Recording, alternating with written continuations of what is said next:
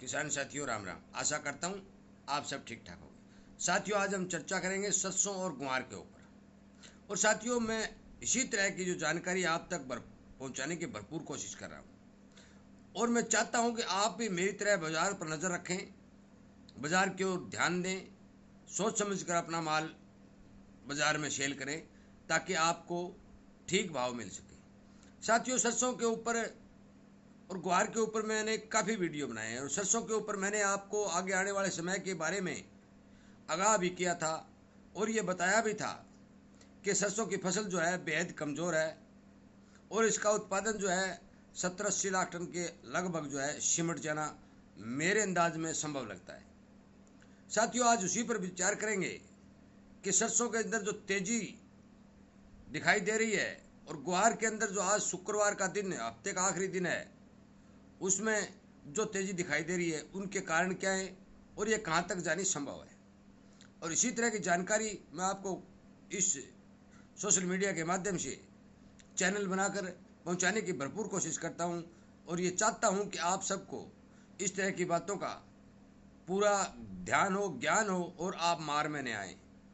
और इसीलिए विनती करता हूं कि आप चैनल के साथ जुड़े, सब्सक्राइब करें और अपने दोस्तों तक शेयर ज़रूर करें ताकि उन्हें भी इन बातों का पता चले। पहले बात कर लेते हैं हम सरसों की। पिछले हफ्ते से आप लगातार देख रहे हैं कि सरसों के अंदर है जो तेज़ी बढ़ रही है। मैं आपको बता देना चाहता हूं कि जो सरकारी खरीद है वो लगभग 14 लाख टन तक पहुंच चुकी है। और आप ये मान के चलो कि पूरे विश्व के अंदर कोई एक दो देश को छोड़कर सरसों के उत्पादन में अब की बार भारी कटौती हुई है, भारी कमी आई है। और उसका सबसे बड़ा कारण मौसम का खराब होना, ज़्यादा बर्फ़ जम जाना। कई देशों में तो बहुत ज़्यादा ठंड और बर्फ़ जमी जिसके कारण प्रोडक्शन कम हुआ। भारत के अंदर फंगस भी आई, मरगोजा भी आया और मौसम के अंदर है कड़ाके की जो 1.5 महीने तक जो मौसम खराब चला उसने सरसों का उत्पादन बहुत ज़्यादा घटा दिया। कुछ एरिया के अंदर परमात्मा की मार पड़ी, ओले भी गिरे जिससे भी सरसों का उत्पादन जो है बहुत ही नीचा सुकड़ गया। साथियों मैंने एक वीडियो पहले भी बनाया था और उसमें यह कहा था कि चुनाव बाद सरकार एमएस ड्यूटी बढ़ाने की, ये इम्पोर्ट ड्यूटी बढ़ाएगी और ये संभावना बन रही है तो किसान को एमएसपी के इर्द गिर्द के भाव बनने चाहिए। मैंने चुनाव बाद कहा था, परंतु सरसों के अंदर चुनाव जो नज़दीक आ रहे हैं और चुनाव का जो रिजल्ट दिखाई दे रहा है लोगों को और जो व्यापारियों को ये पता चल रहा है कि चुनाव के बाद सरकार ड्यूटी बढ़ाएगी तो सरसों तेज होगी, तो व्यापारियों ने सरसों का स्टॉक करना शुरू कर दिया है। आप मान के चलो कि सरसों के अंदर जब हम सरसों निकाल रहे थे तब सरसों तेल का भाव 95, 96, 97 रुपये था। आज 108 और 109 बोला जा रहा है। सरसों जो 4800 रुपये से लेकर 5200 रुपये तक थी।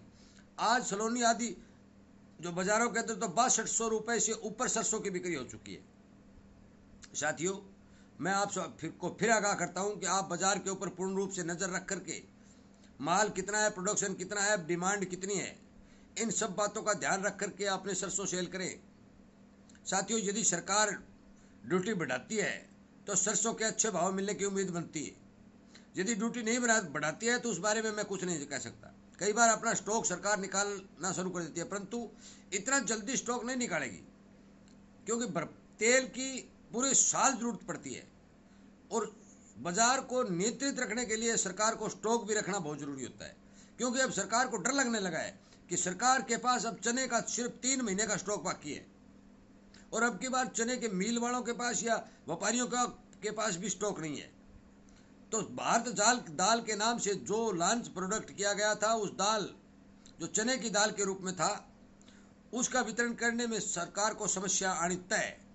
परंतु उसके बदले तो सरकार तूर दाल मंगा सकती है, मूंग दाल दे सकती है, मसूर दाल दे सकती है, उड़द दाल दे सकती है, पीली मटर दाल दे सकती है। परंतु जिस चीज़ का स्टॉक घटता है सरकार को उस बात से डर लगता है कि वो इतना जल्दी स्टॉक नहीं निकालेगी। इसलिए मेरा आपसे भी निवेदन है कि आप सरसों की सेल करें, वो सोच समझ कर करें, क्योंकि सरसों के अंदर पिछले हफ्ते से लगातार तेज़ी बन रही है। आज तो आप मान के चलो कि 150 रुपये की खड़ी तेज़ी बाज़ारों के अंदर सरसों के अंदर आई है।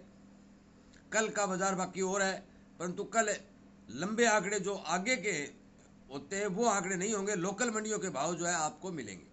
साथियों इसलिए सरसों सेल करते समय पूरे बाज़ार पर ध्यान रखें और ध्यान रख कर ही इसे सेल करें, क्योंकि यदि सरकार ड्यूटी बढ़ाती है तो सरसों के भाव ठीक मिलने की उम्मीद है।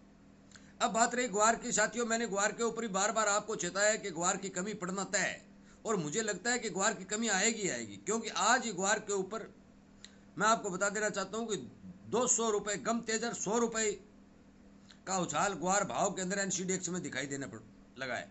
साथियों, यदि कमोडिटी की कमी आती है तो आप मान के चलो कि ग्वार के भी अच्छे भाव मिलने बढ़ने चाहिए, क्योंकि हर महीने की लगभग 13-14 लाख बोरी की खपत जो है वो लगातार लग रही है। डिमांड जितनी पिछले 4-5 महीने से लगातार 26, 27, 28 हजार टन की लगातार डिमांड चली आ रही है। साथियों, ये लोग मॉनसून का हवाला देते हैं, आपको घबराने की कतई जरूरत नहीं है, क्योंकि मॉनसून के अंदर कोई इतना बड़ा ब्रह्मा जी भगवान नहीं होता कि वो ये कह दे कि भी इस अनाज की पैदावार भरपूर होगी, क्योंकि अनाज निकलने पर ही पता चलता है कि कब पैदावार होगी कब नहीं होगी। एक बरसात से, 2 बरसात से कोई ज़्यादा पैदावार होने वाली नहीं है। जिस तरह सरसों के अंदर रोग बीमारी आई तो हर फसल के अंदर भी रोग बीमारी आ सकती है। किसान का जो धन है वो आसमान के नीचे खुला पड़ा रहता है, उसके बारे में कोई आकलन करना सही नहीं होता। इसलिए ये मानसून का भय भी दिखाएंगे, परंतु दिखाते रहे। यदि डिमांड बराबर ये बनी रहती है, डिमांड नहीं घटती है, तो भी ग्वार के अंदर ठीक भाव फसल आने तक बढ़ने की पूरी संभावना बनती है। और यदि डिमांड घट जाती है तो मैं कुछ नहीं कह सकता, परंतु डिमांड यदि बढ़ जाएगी तो आप मान के चलो कि ग्वार को पंख लगने तय है। साथियों, गोदामों के अंदर या किसानों के अंदर जो जिस चीज़ को कैरी ओवर स्टॉक ये बोलते हैं, इतना भारी भरकम कैरी ओवर स्टॉक अब नहीं बचा है। अब केवल और केवल सीमित स्टॉक इस किसानों और व्यापारियों के पास है। यदि थोड़ी सी मांग निकल के आ रही है तो मैंने एक वीडियो पहले भी बनाया था कि ग्वार को सोना समझ के रखें तो सोना बनते देर नहीं लगेगी। साथियों, मैं आपसे फिर भी निवेदन करता हूं कि आप अपने अनाज को बेचते समय बाजार के ऊपर पूर्ण रूप से निगाह रखें। जो भी भाई चैनल बना करके सोशल मीडिया के ऊपर किसान की आवाज़ उठा रहे हैं, किसान को हर तरह का संदेश और समाचार दे रहे हैं, उस चैनल को सब्सक्राइब करके उस चैनल के साथ जुड़े, ताकि आपको हर तरह की बाजार की जानकारी समय समय पर मिलती रहे, आपका संगठन बढ़ता रहे, आपकी आवाज़ सरकार तक पहुंचती रहे, ताकि आपको कुछ न कुछ फायदा रहे। क्योंकि भारतीय किसान यदि सोशल मीडिया के ऊपर अपनी ताकत नहीं बढ़ाएगा तो अपने आप खुद की आवाज़ को सरकार तक पहुंचाने में कामयाब नहीं होगा। और सरकार तक जब तक ये बात नहीं पहुंचेगी तब तक किसान की सुध नहीं ली जाएगी, क्योंकि सरकारें बार बार एक्सपायर ड्यूटी बढ़ा रही हैं, घटा रही हैं, जिससे किसान को भारी नुकसान हो रहा है। साथियों, मौके के ऊपर मैं ये नहीं कह सकता, सरसों और ग्वार दोनों के ऊपर भी भारी भरकम तेजी दिखाई दे रही है, परंतु मुझे इसमें लगता है जिन विशेषज्ञों से जो राय आती है, जिनके विचार आते हैं, उनके हिसाब से इन दोनों ही फसलों के अंदर मौके पर कोई किसी तरह का मंदा दिखाई नहीं दे रहा है।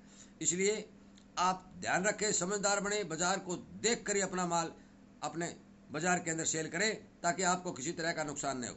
साथियों, कई भाई ये पूछते हैं कि कब आएगा भाव, कितना आएगा। देखो, ये इस बात पर कतई कोई मोहर नहीं लगा सकता कि कितना भाव आएगा और कब आएगा, परंतु मेरे पास जो जानकारी आती है या बाजार के विशेषज्ञ है वो अनुमान लगाते हैं। अनुमान के हिसाब से जो बातें निकल के आती है वही आप तक पहुंचाई जाती है। परंतु सरसों के अंदर एमएसपी की जो बात मैंने कही थी, चुनाव बाद में भी एमएसपी किसान को मिल जाएगा।